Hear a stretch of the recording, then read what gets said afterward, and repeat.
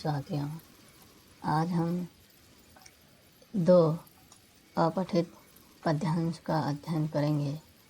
हमने देखा था कि अपठित गद्यांश या पद्यांश से प्रश्न पूछने का उद्देश्य यह होता है कि क्या कोई विद्यार्थी हिंदी भाषा में लिखे किसी गद्य या पद्य को पढ़कर उसको समझ सकता है या नहीं।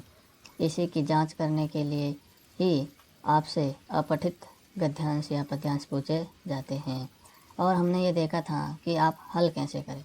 तो हल करने की प्रोसेस में हमने कहा था कि सबसे पहले आपको मेरे हिसाब से प्रश्न पढ़ने चाहिए।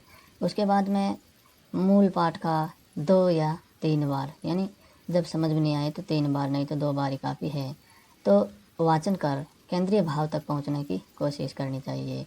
और जब आप पढ़ो, वाचन करो, तब क्या करो, जो महत्वपूर्ण वाक्य है या जो शब्द है या वाक्यांश है उनको रेखांकित करना चाहिए। और इससे क्या होगा, आप केंद्रीय भाव से के जल्दी निकट पहुंच जाओगे। और जब शीर्षक का चुनाव करें तो वो केंद्रीय भाव से संबंधित होना चाहिए और हमेशा शीर्षक को आप संक्षिप्त और आकर्षक होना चाहिए। और इसके लिए आप जो शब्द लिखे शीर्षक के लिए, या तो वो नवीन शब्द भी हो सकता है या जो आपने रेखांकित किया है उसी में से कोई महत्वपूर्ण शब्द भी हो सकता है।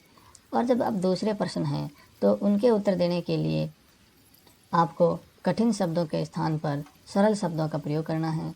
और लोकोक्ति है या मुहावरे हैं, इनको अर्थ सहित लिखना चाहिए और उचित विराम चिन्हों का प्रयोग करते हुए सरल और सटीक भाषा में उत्तर लिखने हैं। आज जो हमारे सामने अपठित पद्यांश पहला आएगा, उनके हम प्रश्न देखते हैं कि पहला प्रश्न क्या है। तो ये होता है कि भाई इसका उचित शीर्षक लिखिए। क्या लिखो भाई, उचित शीर्षक लिखना है।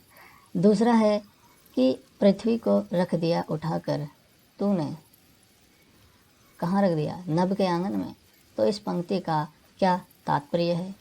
और तीसरा कि उपयुक्त पद्यांश में युवकों को कवि ने क्या संदेश दिया है। तो ये बातें हैं 3। और एक प्रश्न है कि इनके 2-2 पर्यायवाची शब्द लिखो। तो देखो, ये हम पढ़ना शुरू करते हैं आज का अपठित पद्यांश।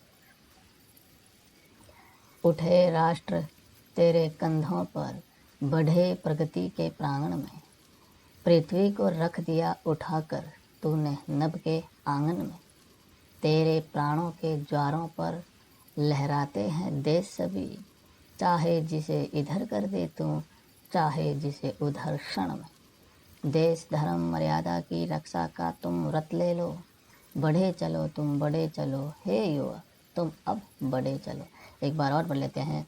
उठे राष्ट्र तेरे कंधों पर, बढ़े प्रगति के प्रांगण में, पृथ्वी को रख दिया उठाकर तूने नभ के आंगन में, तेरे प्राणों के ज्वारों पर लहराते हैं देश सभी, चाहे जिसे इधर कर दे तू, चाहे जिसे उधर क्षण में, देश धर्म मर्यादा की रक्षा का तुम व्रत ले लो, बढ़े चलो तुम बढ़े चलो हे युवा तुम अब बढ़े चलो। यानी इसमें कवि देश के नौजवान लोगों, नवयुवकों को संबोधित कर रहा है।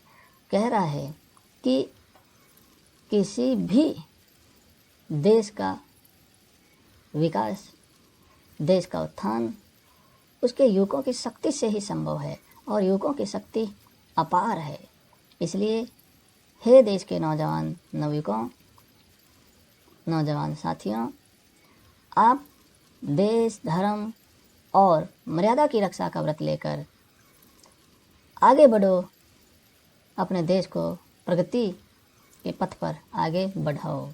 तो अब हम देखते हैं कि पहला प्रश्न है कि उपर्युक्त पद्यांश का उचित शीर्षक लिखो। तो हम देख रहे हैं कि इसमें कवि देश के नवयुवकों को, देश के नवयुवकों को संबोधित कर रहा है। उनको कह रहा है कि आप में कोई शक्ति की कोई सीमा नहीं है, इसलिए आप देश धर्म मर्यादा का व्रत ले लो और आगे बढ़ो, बढ़ते ही जाओ, बढ़ते ही जाओ, प्रगति के नए पथ पर पहुंचते जाओ। तो इसमें अपना शीर्षक हो जाएगा युवक। कैसे युवक? नवयुवक। तो ये हो गया हमारा शीर्षक, नवयुवक। दूसरा प्रश्न, पृथ्वी को रख दिया उठाकर तूने नभ के आंगन में इस पंक्ति का क्या आशय है। तो इस पंक्ति का क्या आशय है मैं देखो, पृथ्वी को आकाश के आंगन में उठाकर रखने का आशय यह है कि युवकों की शक्ति से ही मातृभूमि का विकास और उत्थान होता है। तो जब युवक होंगे उनमें जो ताकत होती है उसी के बल से ही किसी भी देश की प्रगति उस पर निर्भर करती है। तो युवकों की शक्ति से ही मातृभूमि का विकास उत्थान होता है। तीसरा, उपयुक्त पद्यांश में युवकों को क्या संदेश दिया है, यानी जो ऊपर पद्यांश है इसमें कवि युवकों को क्या संदेश दे रहा है, क्या मैसेज दिया है। तो इसमें नवयुवकों को देश, धर्म और मर्यादा की रक्षा का व्रत लेकर आगे बढ़ने का संदेश दिया गया है। चौथा प्रश्न कि पृथ्वी और आकाश के दो पर्यायवाची शब्द लिखो। ये हम पढ़ चुके हैं, नहीं तो आपको इस वीडियो के नीचे ही डिस्क्रिप्शन में लिंक दे रखा है, इससे यहाँ से आप वापस इसको रिवाइज भी कर सकते हैं। अब दूसरा पद्यांश देखो, तो इसके प्रश्न देख लो। पहले इसका भी प्रश्न है कि इसका उचित शीर्षक लिखो। दूसरा कि कवि लोगों को कहाँ नहीं जाने देना चाहता है। और तीसरा है कि इसका मूल प्रतिपाद्य या भाव लिखो।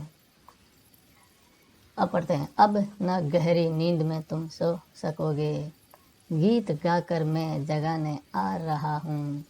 अतल अस्ताचल तुम्हें जाने न दूंगा, अरुण उदयाचल सजाने आ रहा हूँ। कल्पना में आज तक उड़ते रहे तुम, साधना से सिहर कर मुड़ते रहे तुम। अब तुम्हें आकाश में उड़ने न दूंगा, आज धरती पर बसाने आ रहा हूँ। एक बार और पढ़ते हैं। अब न गहरी नींद में तुम सो सकोगे, गीत गाकर मैं जगाने आ रहा हूँ। अचल अस्ताचल तुम्हें जाने न दूंगा, अरुण उदयाचल सजाने आ रहा हूँ। कल्पना में आज तक उड़ते रहे तुम, साधना से सिहर कर मुड़ते रहे तुम। अब तुम्हें आकाश में उड़ने न दूंगा, आज धरती पर बसाने आ रहा हूँ। यानी इसमें कवि जो निराशा में लोग जीवन जी रहे हैं उनको उससे बाहर निकालने की कोशिश कर रहा है।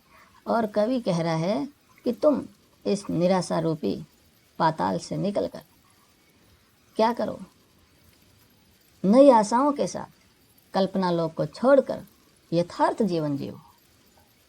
कैसा जीवन जियो भाई? यथार्थ जीवन जियो।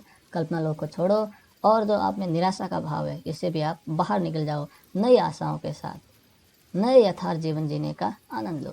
तो देखो इसमें पहला प्रश्न, उपयुक्त पद्यांश का उचित शीर्षक लिखिए। तो शीर्षक हमने क्या किया, हमने इसकी पहली लाइन इसकी शीर्षक बना दी कि अब न गहरी नींद में तुम सो सकोगे। दूसरा, कवि लोगों को कहाँ नहीं जाने देना चाहता है। तो कवि लोगों को निराशा रूपी गहरे पाताल में नहीं जाने देना चाहता। उपयुक्त पद्यांश का मूल प्रतिपाद्य यानी भाव लिखो। तो इसमें क्या है, कवि लोगों को निराशा से निकलकर नई आशाओं के साथ कल्पना लोक को छोड़कर यथार्थ जीवन जीने की प्रेरणा देता है। यानी आप निराशा से क्या करो, बाहर निकलो, नई आशाओं को ग्रहण करो और कल्पना लोक को भी छोड़ो और यथार्थ जीवन जियो। धन्यवाद।